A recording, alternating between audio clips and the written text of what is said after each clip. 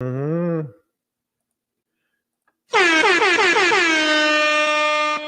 Yeah, buddy. Let's get to it. That's shit, man. Listen, there's mad shit going on. Urban Meyer got fired. We'll talk about that. I love it. I just love it. He Oh, gets to go man. Who grab would all have the. thought? Oh, no. Oh, How shocked oh, is the world? oh, man, Urban Meyer. He never got a chance, and they gave up on him too early. Maybe, I don't know. And then shit. What else, man? We got Bucket of Doom coming. Shit. Yo, my Buffalo Bills got life thanks to the Indianapolis Colts. Yeah. Yeah, they do. And let's see, my Detroit Lions, my adopted team, and the Cincinnati Bengals. Times And are the changing. world watched Tom Brady get shut out. See, Christmas it must early. be Bert. It's got to be Christmas around here, 100%. So, yeah, man, let's talk about sports.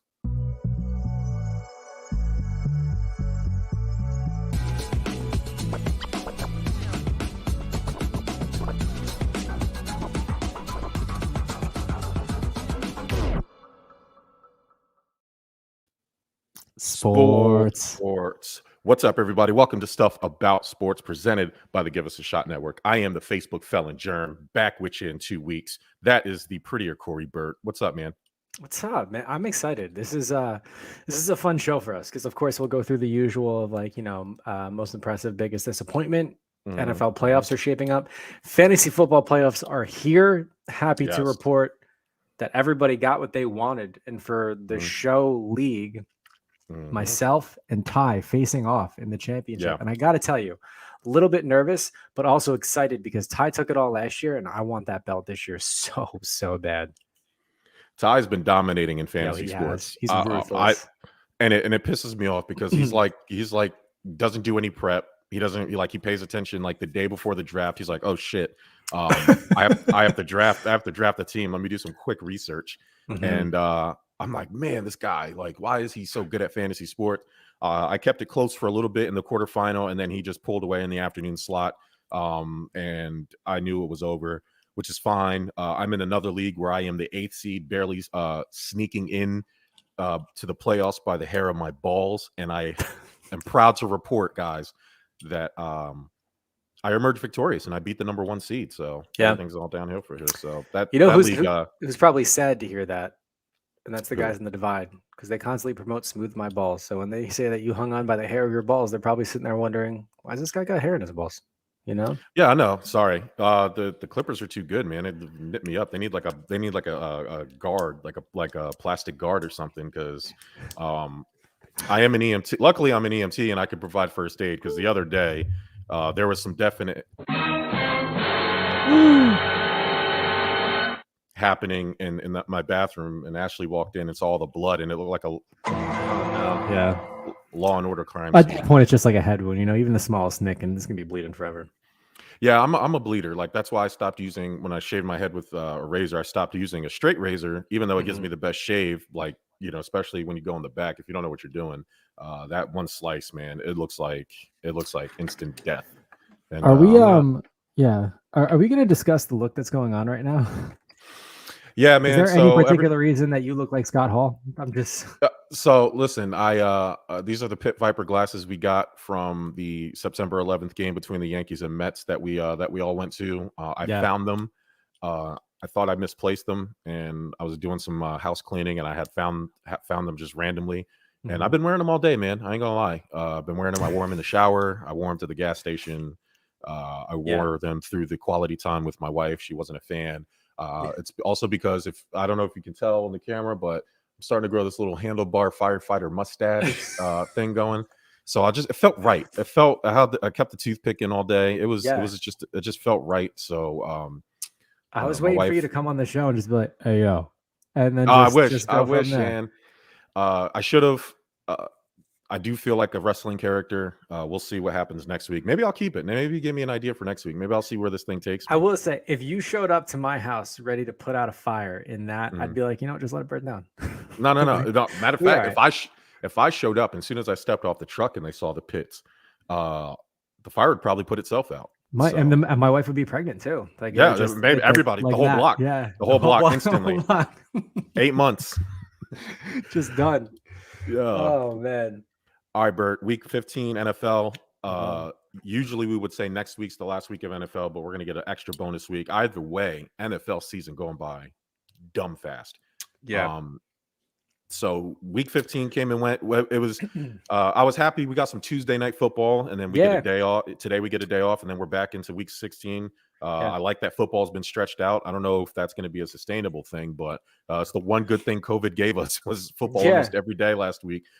So who impressed and who disappointed? Yeah, I mean, to note too, the fact that it went 15 weeks with the first time of basically this happening of games having to be rescheduled is absolutely impressive, because there were a lot of people thinking like after week 2, what kind of trouble we're going to get into. But most impressive, let's see. You know what? I'm going to start with most disappointing, and why not start with the Bucks? What? Sorry, Ty. Like, you've got it. And listen, if anybody understands, it's Ty, because I'm sure he was sitting there going like, "What?" I'm sure he turned it off after a while. Look, Microsoft Surfaces are getting thrown around. Tom Brady's losing his shit like a 12-year-old girl. It's just, some say you hate to see it.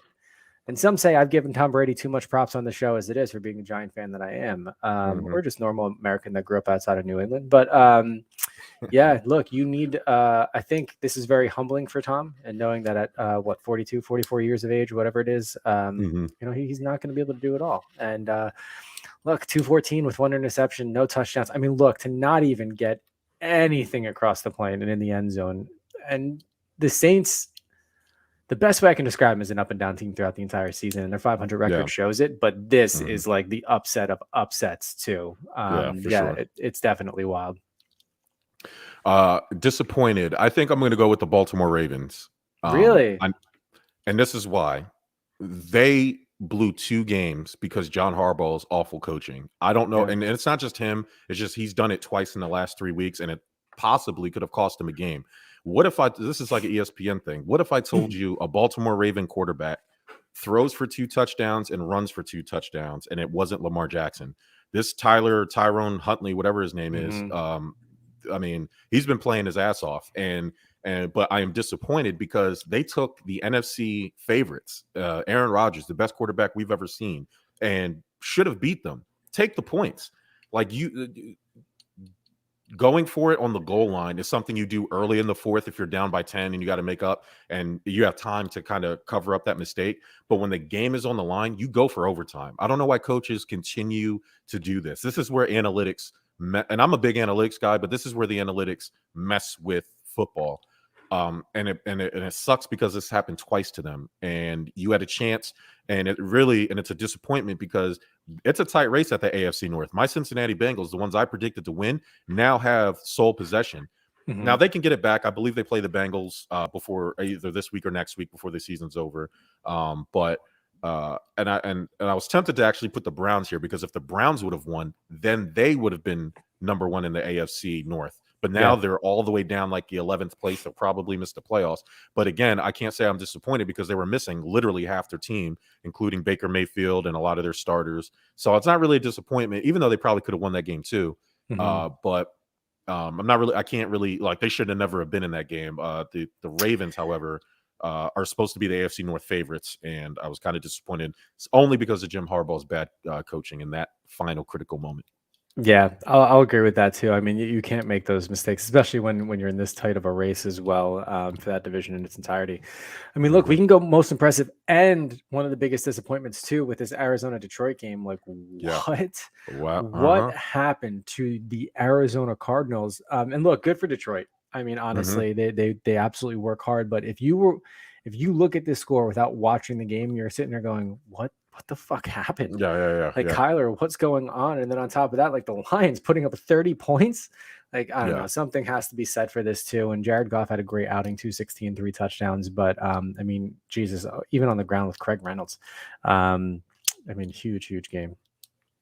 That was literally what I wrote down. Detroit Lions. I've been pining for them all season. Their record is terrible. However, if you watch the Lions like I do, they've lost a lot of close, tough games. It's just they're not talented enough. They have a rookie head coach. It wasn't like they get blown out all the time like years past. Like, they're not the Detroit Lions that we're all used to seeing. They've lost a lot of close games. Jared Goff, for instance, had only 9 touchdowns through the first 9 games or 8 games of the season. Or no, he's only had 8 touchdowns in the first 9 games, all the way up until Thanksgiving. In the last 4 games, he has 9 total touchdowns, which is set. They found another gear. They're switching it. They're turning it on. The defense, which has been the bad part about Detroit, completely bottled up Kyler Murray. So very excited to see what the Detroit Lions do in the future. I said it in the beginning of the season. They've been bad for like 30 years. It's going to take more than a year to turn it around. I hope they give Dan Campbell more than 2 or 3 years to fix it. It seems like it's going in the right direction. They're buying into him. The people I've talked to a couple of Lions fans who weren't sold on Dan Campbell, but now are sold on him. And I think the players, more importantly, what you need for players is to buy into the coach. And it seems like that whole team, that whole city is buying into Dan Campbell. So shout out to the Lions. That's a big victory. That's good. That's a good something that you can take into the offseason. Yeah, I think. Hey, can we stop and talk about how terrible Seattle is? Jesus Christ. Yeah. Are you excited? Excited? I'm very excited. Yeah. I mean, Russell Wilson's coming. He's coming, and I hope he does get to New York, the Giants, that is, and honestly, I hope he looks like old Russ again. We'll get to this in the what does my sports team need for Christmas, and I have a little something to say about the Giants, but yeah, man, couldn't be happier that the Seahawks are just, man, they're riding that roller coaster on the downhill. Like it's not good. And Pete Carroll may be out. Tis the season to fire coaches, for Jacksonville and other teams that are just going terrible. But yeah, I mean, certainly, look, I mean, high hopes weren't there, so I can't say they're a big disappointment. But I mean, holy shit, when you look at where they were 3 years ago versus today, it's a huge, drastic decline. Yeah, it seems all but over in Seattle. So we'll see. We'll see what happens there. There's plenty to choose from in terms of impressed or disappointed. Do you have another team for impressed? No, everything else is par for the course. I mean, you had the toilet bowl game between the Jets and the Dolphins. Dolphins pulled that one out. And then, of course, look, as a Giant fan, I didn't even watch the Cowboys-Giant game. I knew for a fact it was just going to be an absolute mess. And, hey, look at it go. Yeah. Even though they lost last night, I was impressed with Washington. Defense played well for the most part. They had the guy literally come off the street. I wish they would have trusted him to throw the ball more. Maybe they would have had a shot to win. That offensive line needs to get fixed. He barely had time to do anything. Gilbert, I can't remember, Garrett Gilbert. Shout out to him, literally coming off the street to play 3 days, got signed to the team 3 days ago and almost beat the Eagles. And so shout out to him. I was impressed. The defense did okay for the most part. It's just that offensive line needs some help. But I just wanted to give them a little bit of love. I want to give them love, but they cost me the bucket of doom, so I won't. Oh, yeah, sorry. Yeah. Losers. Thanks a lot. Not only did I lose the bucket of doom, I lost going head-to-head to Corey from the Divide. That's what it is, because you're record-wise, you're safe. Record-wise, you're safe. But I mean, bragging rights, Losing to Corey is always awful. The fact that he leads the league, I think this is 2 years in a row, he's led in the bucket of doom, is pissing me off. So we got to figure out a way to rig the game next year. All right. Speaking of Christmas, and next year, we're talking about this year. Christmas is in a couple days, Bert, and we're dads, so Christmas isn't for us anymore. We don't, there's only one thing we want for Christmas, and our Mrs. Claus usually gives that to us in Christmas Eve. So, in terms of sports, what is on all your teams? You don't have to pick one team. We all have fans of multiple teams in different sports. What is on your team's Christmas wish list? I think the biggest takeaway from all of them, and I'm a big, I'm not really into the NBA. I'm slowly getting there with help of German itself, but I grew up predominantly watching hockey. That's why, see me in a lot of hockey gear. Shout out, bring hockey back. Got some new threads. And you see the Rangers hat in the background too. So I'm a big hockey guy and a big Yankee guy too. And of course, Giants in itself. So, I mean, look, overall between those 3 teams, obviously I want everybody healthy. In terms of hockey and the Rangers, I didn't ask for much. I just honestly, I like the way they're playing. I think if they can all stay healthy, and I think if Igor Shesterkin, our goalie, stays healthy too, we'll have a good shot since he's already in talks for a possible Vezina contender. So I think the biggest issue I have is certainly with the Giants. And to put it short on my Christmas list, dear Santa, blow it up. Just literally new coach, new quarterback, new O-line, new receivers, just help is really all it comes down to, because they need a miracle. They do need to strengthen the offensive line. They need to get receivers that not only stay healthy but can actually catch. Same thing with Saquon too. I like him. I just think now is make or break. is he going to be worth all the money? Should we keep him? Should we go out and get other talent? And then of course we need a quarterback that can throw, is what it comes down to. So the Giants, they just need all the help they can get. And I think it's beyond Sanchez fixing, to be honest with you. And then the Yanks, I mean, Yankees, look, a lot of talks of us needing a shortstop. There's a lot of great free agents out there, but I really didn't think too much about the Yankees other than the fact that I still can't believe Aaron Boone is coaching. I do think we need an entire new coaching staff, and we got one except for Aaron Boone. So let's see how it goes. But baseball in general, I want Santa to come and just knock the shit out of him and just be like, hey, wake up. You're about to lose a bunch of fans. Like, get it together. We want baseball type thing. But if Santa can get rid of Gary Sanchez, that would be great. Get Gary Sanchez out of here, huh? God. Over the last 3 seasons, we've seen him hit 206, 302, and 457, which is, like, that latter part, of course, decent, but his strikeout rate is 29.1%. So, and of course, he ranked 55 on the defensive catchers list too. So needless to say, and look, and those are all statistics. If you watch baseball and if you watch Gary Sanchez, there's a laziness to him, not only defensively when he's behind the plate, but even when he's at bat too. And I will firmly believe, and I've said this before, I firmly believe that Gary Sanchez is a guess hitter, and he truly doesn't try to figure out what pitch is coming or look for the different tells of a pitcher to see what he might be dealing, which is ironic for a catcher. And I could be dead wrong, but I mean, if someone else disagrees with me, please voice up. But yeah, that's my 3 really, really quickly. What about you and your Buffalo Bills? What do you want? I want a running back. Somehow, through the grace of God, enough. Hashtag Devin Singletary anyone, isn't doing it for you. Hashtag anyone but Devin. I've been putting it all over I am so sick of Devin Singletary. Everybody, and he has a nickname Motor. How you can have a nickname Motor where you get stuffed at the line every time? And all the Buffalo Bills fans, they jump down my throat. Here's the problem with the Buffalo Bills fans, and this is why I can't stand half of them. Idiots. Because they disagree with you. Because they disagree with me. Yeah, and it's not that they disagree with me. It's disagree with me and you're wrong. Okay. If you're going to disagree with me, make sure I'm wrong. But I'm not wrong. All they throw at me is, what he averages 4 yards per carry. Well, yeah, no shit. You know what he does? Because he gets stuffed at the line, and then he magically gets one 15-yard run, and it makes his average seem bigger than it is. Those aren't true 4 yards per carry. He gets stuffed at the line almost 90% of the time, and then somehow magically he'll break out a big run, and then it makes it look like his yards per carry is large. He's not good. You understand? He's not good. We should have drafted Javonte Williams. I was screaming at it at the TV when we didn't do it, and we didn't. So we didn't do anything at the trade deadline. Kareem Hunt was just sitting there, and we did nothing. We needed offensive line. We have one good offensive lineman, and the rest of them suck. We keep rotating them. You can't have a good offensive line when you keep rotating the offensive linemen around. I would spend all 7 draft picks this year on offensive line, and because that's the one thing we're missing, man. That's like literally the one thing we're missing. Josh Allen is just standing there, running for his life half the time, or he doesn't have enough time to throw, so he throws bad throws.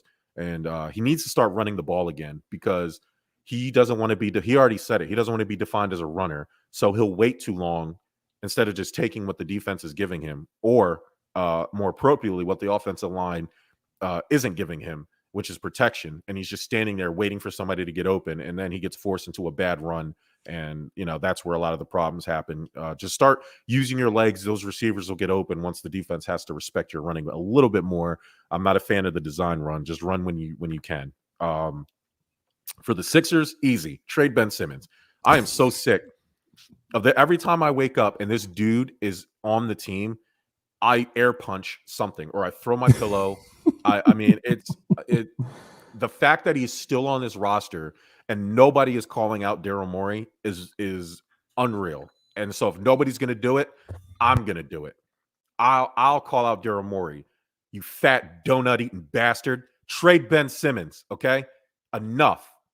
I am so sick of you're waiting for a top 25 player.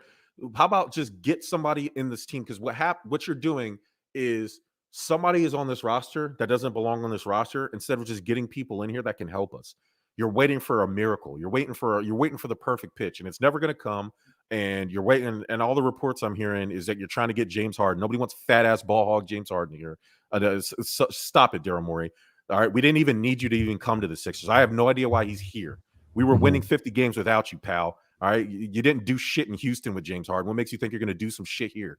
All right, enough. Just get him out of here. Elton Brand, all those guys, enough. The Mets, I can't say nothing about the Mets. We got everything we wanted. I wish we kept Javier Baez, but we got the largest payroll in baseball now. We got a winning manager. I mean, we have a deeper roster. We have another Cy Young type of pitcher. I mean, I don't know what else we could ask for, honestly. I mean, more hitting, I guess. I don't know.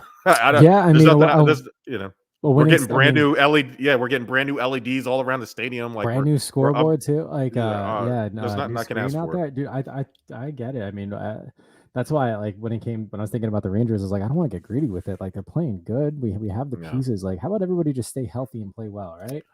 Healthy. Mets stay healthy. I wish Jacob deGrom to be wrapped in bubble wrap. Like, please stay healthy. Totally derailed our season last year. But as far as that goes, Seattle Kraken, my new adopted hockey team. Just be good. Just you're new, so there's nothing I can wish for. Just continue to grow. Hopefully you be good. But other than that, that's about it. Yeah. All right. Some sad news. We have to sandwich in the sad deep shit, Bert, real quickly. COVID crisis.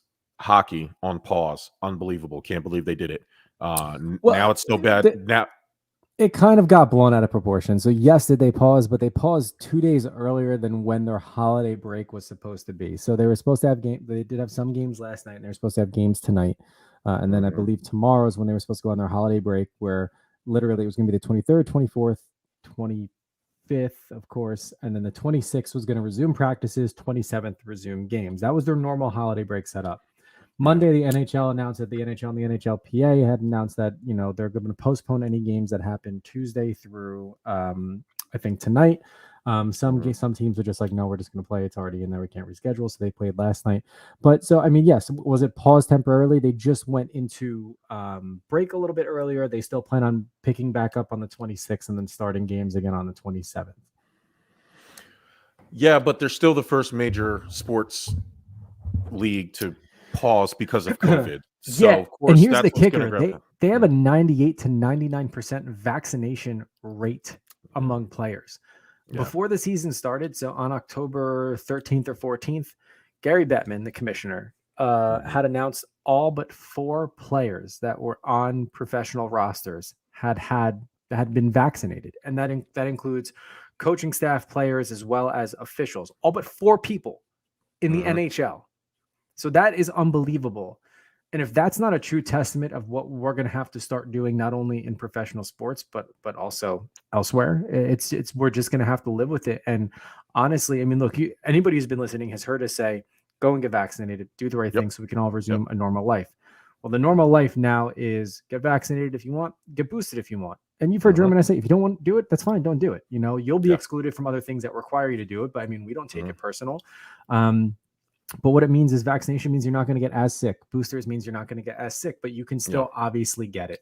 So at this point, we just need to live with it. And nothing has resonated more with me than Adam Silver of the NBA just coming out and being like, listen, we're not going to push pause. We're not going to slow down. We are going to learn to live with it. And on top of that, understanding that his players that are vaccinated are still getting COVID.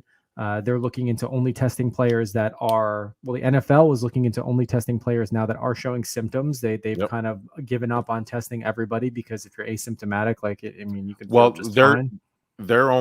So what they're doing is they're testing vaccinated people less. That's what it is. Yes. Vaccinated individuals less. And so unvaxxed and people who are showing symptoms will get tested. But I'm glad you brought up Adam Silver, and you said it the nice corporate way that we all know and love, and that's but this is my iteration. This is how I heard it. Adam Silver said, Gary Bettman, you pussy,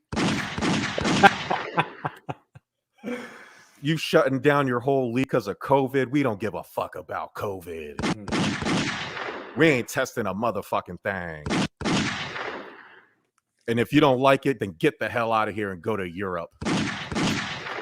and he's right, because it's like, we've said this on the show months ago, almost damn near a full year ago. Like, this is, it's never going to go away. I don't know why Mhm. you know, it's not just going to magically disappear. Like at some point you have to normalize it. Yes, get the hospital overcrowd rate down, but like I think I even made the joke. Eventually, there's going to be Theraflu and there's going to be Theracovid right at Walmart. You Yeah. can get it there at CVS. It's just one of those things, and it sucks because you don't want to trivialize people who have suffered and lost people because of it. But it also you have to be, you have to be realistic about it. And it's like, all right, like we can't clutch our pearls every time somebody catches COVID anymore. At Mhm. some point you have to move on. I foresee the testing, especially next year, being even less than what it is now. I mean, you just said it. Hockey has a low vaccination rate. It's going to be Adam Silver's already starting to get the ball. Hey, man, like the flu, like any other sickness you have, if you're not physically ill enough to not play, you're probably going to be able to play with COVID at some point, and early as next year. You know what I mean? So, well, hockey with their high vaccination rate of 98, 99%. Adam Silver said that 97% of the NBA is vaccinated. Yep. 65% of them have had their booster already too. Yeah. Yep. So it is what it look. And I'm seeing it in my daily life, in my full-time job. We're seeing individuals that are vaccinated and boosted, and they're, we get tested weekly. They're testing positive, and some of them showing no symptoms. And they do still have to quarantine. They are doing the right thing, but I think in order for us to resume normalcy, it's gonna have to be like that. And Adam Silver, and looking into basically reducing some protocols in terms of how long they have to wait before returning to the court, shortening that, and so on. And I think it just needs to happen. Not only does it need to happen, there's no other way around it. And like you said, we can't keep shutting down, starting back up, shutting down, starting back up. We tried that, and some on certain sides of the field may say, hey, listen, we're not giving it a strong enough chance. We did that for a little bit, but now we have a vaccine. But look, it's out there. Those that are getting vaccinated can get vaccinated and boosted if they want to. And guess what? We're still getting it. So, I mean, with the variants and with the mutations, it's going to go from there. We can just hope the vaccines do its job, and everybody who may catch it gets less sick, and no one gets seriously ill, and no one has to go to a hospital. And it's like the flu. You stay home, you take medicine, you get better, you move on. NHL Commissioner Gary Bettman, right? Yeah. Adam Silver said, Gary Bettman, you punk ass bitch. Man, poor Gary is catching a rap too. And the reason he forced this is because, I mean, look, he is one of the only major, I will say the only major sports league that has multiple teams in Canada. And that was half the reason too. Fuck you, Canada. Okay. I'm glad you reminded me of that. They're talking about, we're not letting nobody in. We can't play here or out. You know what? We should take the Raptors out of Canada. Take the Raptors away from Toronto. Send them over to Seattle, who deserves a team. I'm so sick of Canada. Be like, you know what? We're not letting nobody in and out of our country. We don't want any of your sports league. Go to Buffalo Blue Jays. We don't care. You know what? Then fuck you guys. Okay, we'll be fine without you. I'm so sick of Canada. You start your own league. You start that CFL. How the ratings doing for the CFL out there? Probably not good. The Montreal Canadiens were supposed to be in New York tonight at the Garden playing the Rangers. And on Sunday, I think I got the notification that game has been postponed because Canada didn't want their players traveling to the U.S. prior to the holiday break. And so they were going to postpone it. And then I guess after that is when it spiraled into the NHL making that decision for all teams in itself, because, I mean, they have so many Canadian teams. So, yeah, I mean, look, we're going to have to find a way to adjust our lives and live with it and go from there. And that's where we really hope the science picks up and we can identify it as soon as it happens, give medicine so it doesn't spread. And then hopefully, we'll say herd immunity will take over and it'll be like the flu. So. All right. Can't talk about Christmas without seeing who's on the naughty list. And there's nobody more naughtier in the world than Urban Meyer. Finally, Jacksonville, the experiment's over. They gave this guy all types of power. He's out. They fired him.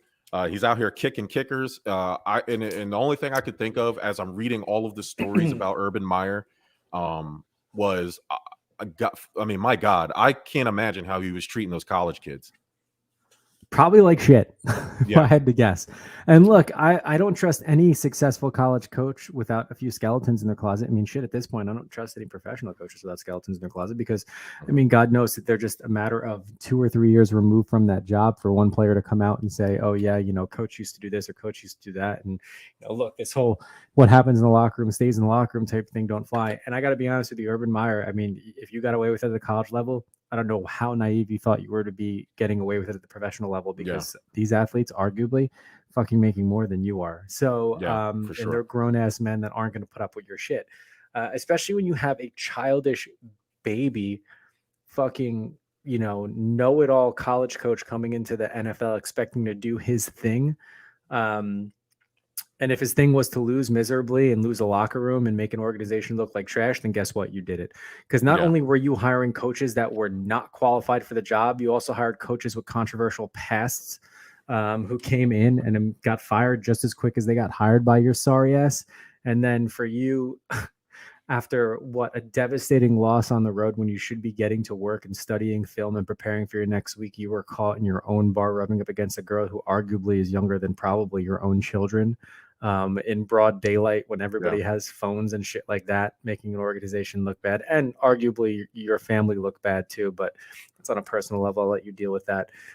So yeah, look, the experiment is over. Will he ever coach again in the NFL? No. Nope. I think he's just as much a success as Nick Saban was in the NFL. And that's what happens when you have these successful college coaches that have been able to compete at that level in college when, you know, obviously it was, you know, going to schools with great boosters and they didn't have that whole NCAA policy that they do now with players getting paid. And when you're part of those programs that just feed your ego and feed your team and you have success and you feel like you can do anything, it takes a nice change like going to the NFL to really humble someone.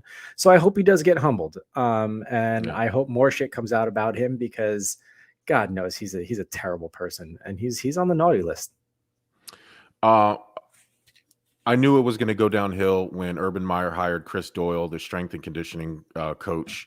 And he had problems at Iowa being racist to some of the players. I'm pretty sure he was the coach. If he's not the coach, then Urban Meyer also tried to hire like another coach who got caught masturbating in the Wendy's drive-thru after a night of being drunk. He covered up a wife. I think it's the same guy who he covered up who was beating his wife, which led to him leaving Ohio State. Yep. So there's always some shit going on with Urban Meyer and college coaches like that. When you're larger than life, it doesn't work in the NFL because you use that iron fist mentality with the kids. It doesn't work with grown millionaire men. I'm surprised he didn't get it. I'm surprised he didn't get his ass kicked. He's out there kicking players. By the kicker or by anybody, because the kicker, Josh Lambo, could definitely kick Urban Meyer's ass. The fact that, you know, he was able to get away with it for so long is bothersome. You know, I did an Arch Rivals with Ricky. He does the Arch Rivals podcast, football podcast. And we were on, I can't remember the gentleman's name, but he writes for the Jacksonville Jaguars and the Tampa Bay Buccaneers down in Florida. And he said that it was Urban Meyer's decision to trade Gardner Minshew. And the reason why he did it, is because they put so much stock in Trevor Lawrence, and it was the same situation that they had with Cam Newton and Mac Jones. Gardner Minshew, by all the accounts that this reporter was saying, was that Gardner Minshew played better in the offseason and in training camp, but he's not the number one overall pick. It was Trevor Lawrence. He came in with all this stuff, all the glitz and glamour, the flying doves and the fireworks. And the players were firmly behind Gardner Minshew. The town loved him, but they didn't want Trevor Lawrence to struggle and have to worry about Gardner Minshew because they knew that people would want him. And so that's why they seemingly traded him for virtually nothing to the Philadelphia Eagles. When everybody was scratching their heads wondering why, apparently that was the reason why that happened. So not only that he had that say though over an organization and a general manager that should have reeled him back in, being like, look, no, we firmly believe in Trevor Lawrence is going to get there, but we need some time. And I mean, we've talked about it on the show before. We don't know what the active rush is for teams that draft quarterbacks and immediately just throw them in and hope it works out. It's this anomaly. It's like this Andrew Luck effect where, you're just praying you have that next guy that just comes in and is able to carry himself in a professional manner and actually perform at that level. When look, it takes time, it takes, a year sitting on a bench, like Patrick Mahomes to really have it click. But no, I mean, to trade away and look, Gardner Minshew is a good quarterback. Is he great? Yeah. No. Could he be a great teaching quarterback? I don't really know, to be honest with you. I haven't seen that side of him yet, but I know he's serviceable. And I know even a guy like that who has any type of professional experience can teach someone just coming into the league. But the fact that Urban Meyer made that decision and no one else in the organization checked him is a huge fucking problem in that organization. I mean, but we already seen it, right? He walked in there, they gave him all the power. He was hiring his own coaches. He was making all the personnel decisions. It just, I don't know. It could have said now possibly if Trevor Lawrence is indeed no good, and we're going to find out when they get a new coach. Hopefully it'll be Byron Leftwich from Tampa Bay. Hopefully Byron Leftwich worked really good with Tom Brady. Maybe if he gets the chance to go back to Jacksonville as a coach, he was a really good player for Jacksonville. For those kids who don't remember, Byron Leftwich was a really good last time Jags were like in the playoffs a lot, whereas Byron Leftwich was the quarterback. So hopefully, maybe he'll get a chance and can fix Trevor Lawrence. All right, Bert, we're getting down to the nitty gritty. Oh yeah. Overrated, properly rated, underrated. So Christmas edition. I'm going to throw some things out there. You let me know if you think they're over, under, or properly rated. Yes, sir.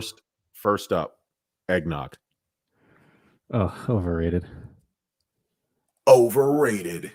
So eggnog is definitely overrated for me as well. I don't understand why people like it. It tastes like warm glue with sugar in it. It's gross. It's one of those weird old, dare I say, like depression age type holiday or Christmassy things, just like fruitcake, where like everybody's like, oh yeah, it's like 'tis the season fruitcake. I'm just like, why? That shit's fucking nasty. Yeah, it's gross. All right, Bert. Christmas movies all day on Hallmark Channel. Are we talking any Christmas movie? Or are we talking Hallmark specific Christmas movies? Hallmark, like you have to play them all day during Christmas. So, like Coquito is underrated. Coquito, I don't know if that's underrated. Underrated. Coquito, I don't know if it's a Christmas drink because I drink that shit all year round, but it's definitely underrated. No, like on Christmas Day until like the basketball and this year football starts, they play like a Christmas story. Matter of fact, let's do that. A Christmas Story. Man, you're talking to the wrong person. I think that is properly rated. I will watch that shit over and over again. Yeah.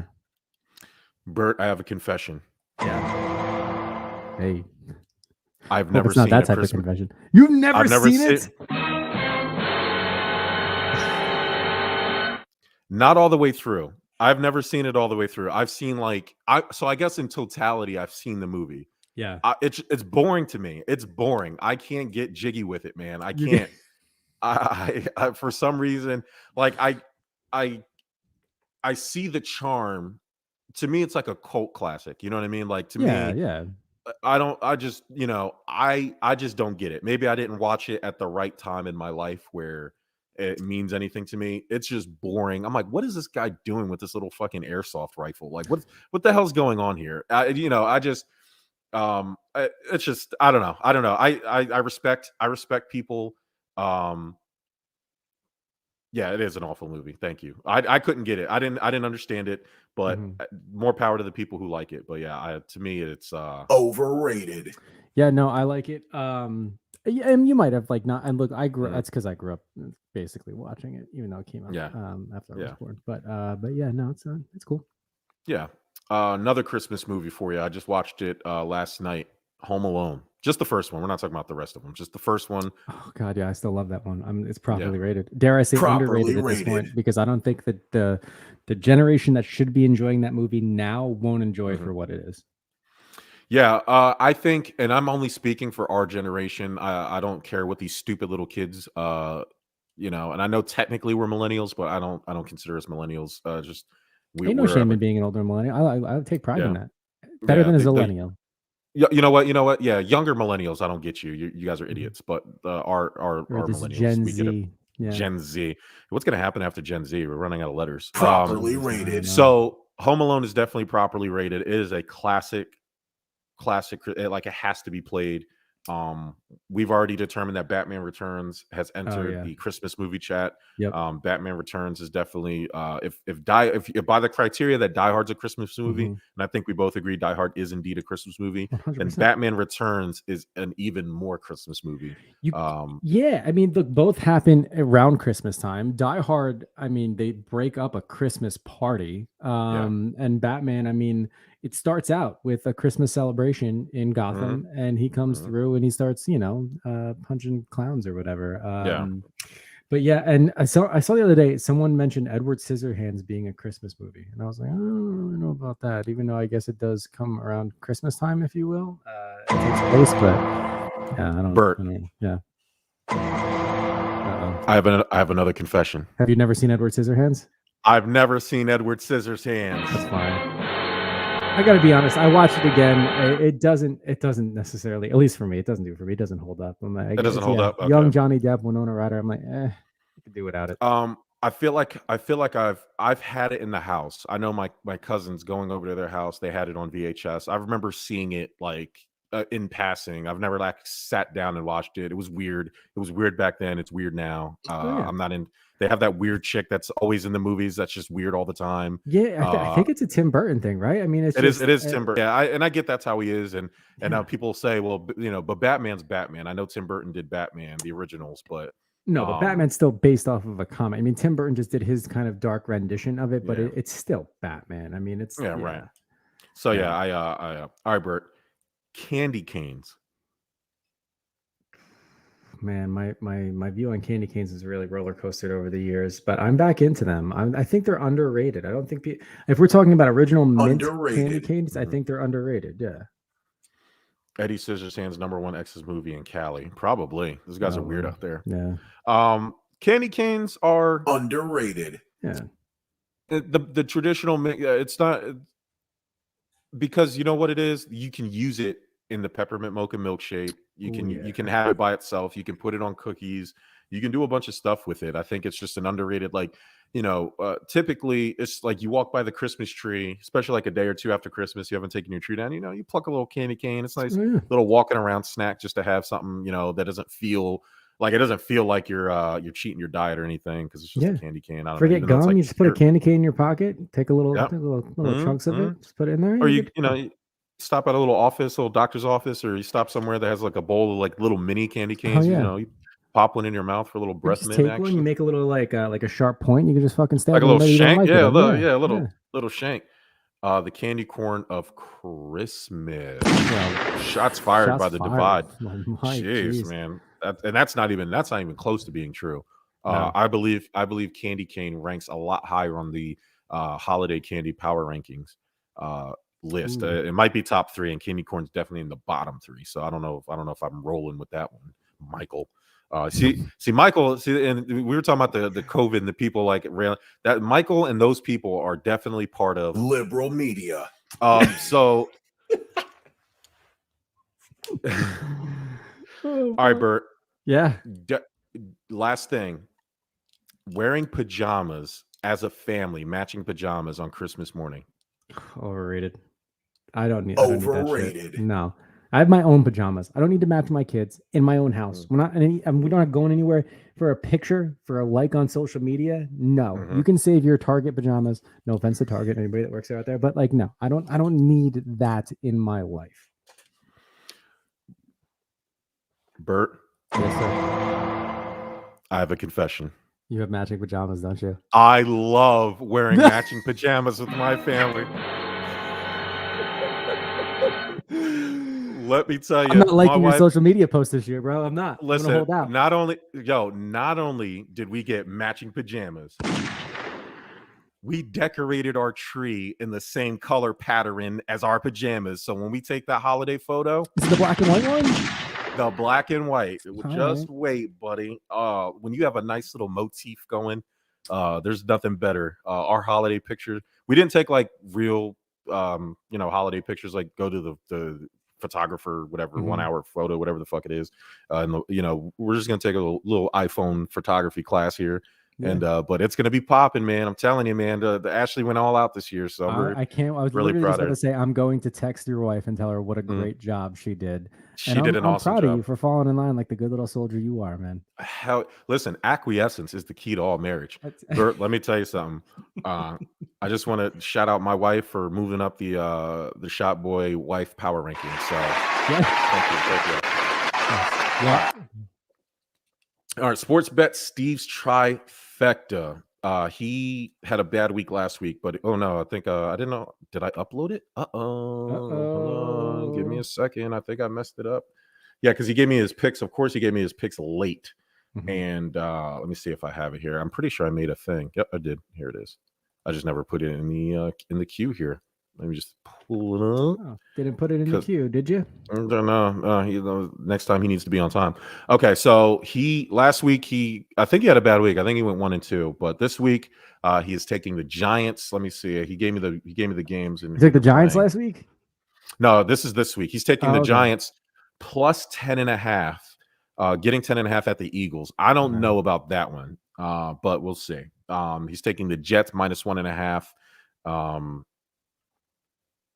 At the Jags versus the Jags. So I guess they're at Jacksonville. And then he is taking Bengals minus 2.5 versus the Ravens. Tyrone Huntley. I don't think Lamar is going to be back yet.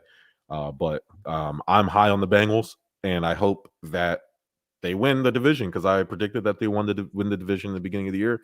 And so I need that. My other prediction of the Chiefs not making the playoffs at all is not going to happen. So I need to be at least right on one thing so I don't look like a total idiot. But I believe Steve is 26-9 on the season, so he's done pretty damn well. Yeah. For himself. All right, boom, bucket of doom time. Let's go, Bert. You're 9-6. You had Washington, fell to the Eagles, lost head-to-head to the 11-4 Corey's team. I am 8-7, so now I have to worry a little bit here because there's a chance there could be a three-way tie at the bottom. I am only sitting at 8-7. I should be okay. Mike and Ty are tied at 6-9. And the reason why that's remarkable is because Mike started the season 0-5. So the fact that somebody caught up to him and is pretty amazing. So we're gonna see. I don't know what the punishment. It's either going to be eating an onion live on air. There's definitely a standing out sign and panhandling punishment that we need to have. Or like standing somewhere with a I lost at the bucket of doom, honk at me, and just video footage of you getting honked at for about an hour. I think that's an adequate fun thing that we can do. So maybe we'll all discuss it for the loser, and they'll have to go out there and do it. So we get 2 more draws in 2 weeks. Also, we're doing the bucket of doom playoff eliminator challenge. I think there's about 7 spots left because I've had a handful of people reach out to me that want to do it. So I'm sure we'll fill up as the weeks go on. I'm not sure what the prize is going to be. You'll get a nice little bucket of gifts. Last year we gave away like Beats headphones and Amazon Home system, some swag. So this year it'll be a combination of that. There will be a $50 gift card specifically from Stuff About Sports. I already have that in hand, ready to mail out. And then a mixture of Fast Break Coffee. Shout out to Fast Break Coffee and everybody that's been supporting that. Some swag and some other some gift items that we will procure. More to come on that. All right, we'll pick for the boys who are not here. Who are we picking for first? Corey. We'll go in alphabetical order here. Pick for Corey. Corey has the Houston Texans. Mike has the Las Vegas Raiders. And Ty has the Minnesota Vikings. Ooh, Minnesota. All right. Okay, let's see. The Texans are looking at this week. So Texans got the Chargers. The Raiders got the Broncos, and the Vikings have the Rams. Yikes for everybody on that one. Yikes for everybody on that one. That's crazy. So all right, so Ty, Corey, Mike. Corey wants to throw his back. What? Corey wants to throw it back. All right. Yeah. So Corey had the Texans. We're throwing that back. Okay. Corey now has the Atlanta Falcons. Oh, no, Yikes. no, that's an upgrade at all. Yeah. Jesus, they got the Lions. Oh, okay. Hey, Lions, they got some confidence now. 2 weeks left in the season. Yeah. All right. Here we go. All right, so Bert, I'll pick for you until the other guys try to, if they want to chime in. Pittsburgh Steelers, Bert. And I have... They're going against the Chiefs. Throw that back. Yep, I have the Packers. I'm probably going to keep that. Yeah, you'd probably depending keep on that. Who are they playing? The Browns. Yep, keeping that. Yes, sir. Yes, sir. All right, Bert, your redraw is... Damn, Chicago Bears. Sorry, buddy. Shit. Very popular. Well, they're going against Chicago Seattle. Bears. I don't know. That's not awful. That's awful. not Mike terrible. says Mike says Mike throw says- his back too. throw mine back. So he had the Raiders, right? Yep. Okay. So throwing his back. Mike now has the Baltimore Ravens. Okay. Okay. They have the Bengals. So almost everybody threw theirs back. Let's see. Let's see if Ty will answer his phone. We might as well. Might as well.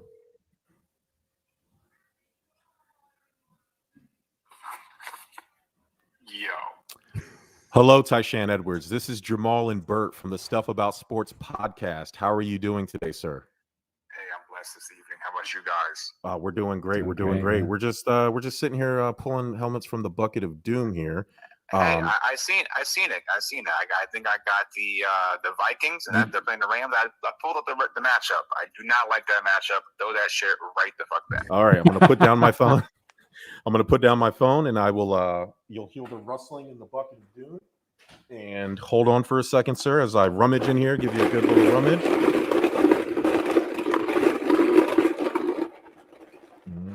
I have a helmet in my palm. I'm gonna pick up my phone, and we're gonna reveal it to the world. Ty, your repick is the Los Angeles Chargers. Ooh, against the Texans. You got to like it. Against the Texans, buddy. Okay. Book it. Book it. All right. Appreciate the love, guys. Have Of course. a good rest of your show. Thank you, Love sir. Appreciate you. Thanks, Love you. So, what an excellent draw here. The real key matchup, like, I know Corey threw his back because he just wants to have a really good record. It doesn't really matter if he won or lost. But Ty and Mike getting two good teams that could win their games is going to be really interesting. You're not in any threat to lose, so it's just bragging rights just to have a better record than me, because me and you are basically just battling for second place. So that's always fun. That's fine. I aim for mediocrity. That's perfect. But you can, honestly, you can get to first, because Corey could easily lose. You'll be within a game, and then it'll come down to the last game, and you can tie. You guys can tie.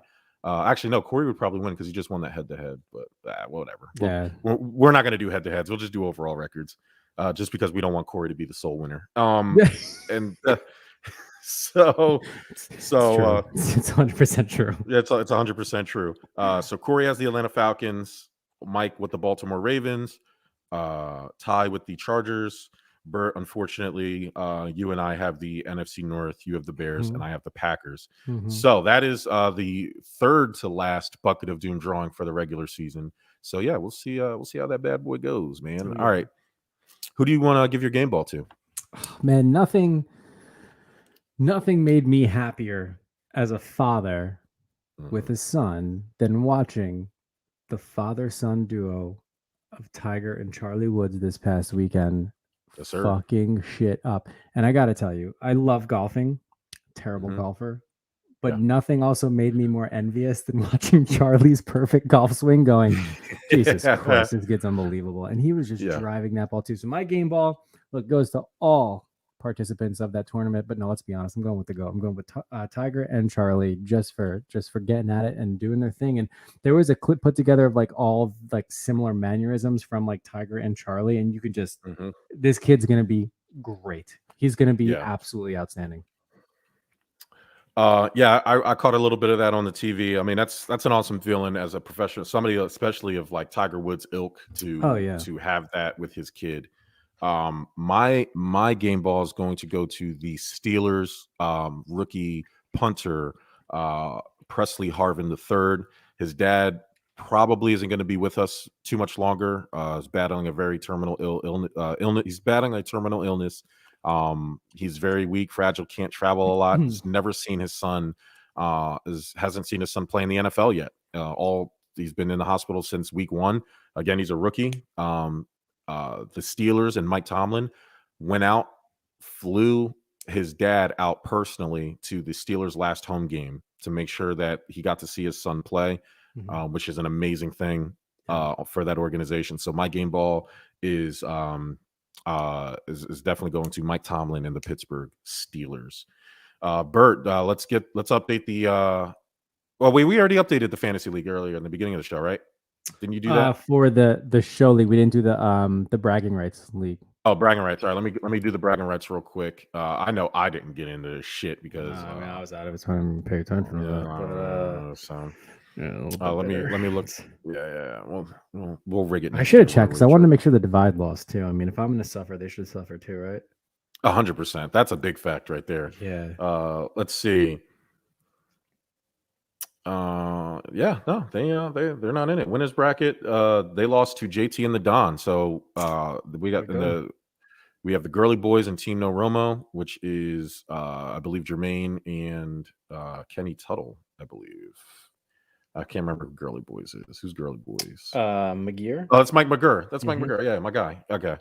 McGurr against Tuttle, and then JT and the Don versus Boda Sports. Boda Sports.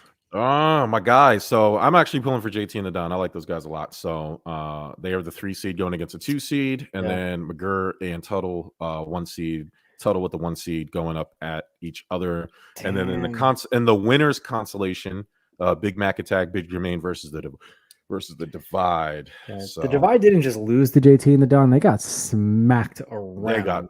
They got smacked up. It's a solid 40-point differential. Yeah, not good. Not good at all. So thank you. Big Mac Attack got messed up too. Jesus. Yikes. 138 to 79.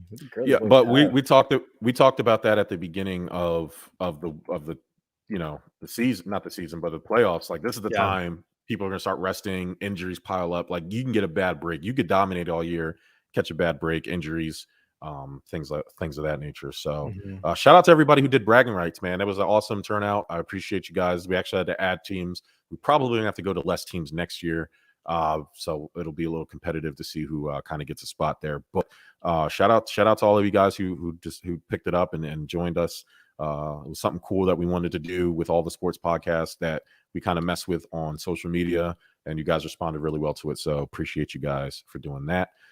Bert, you got anything else for the people?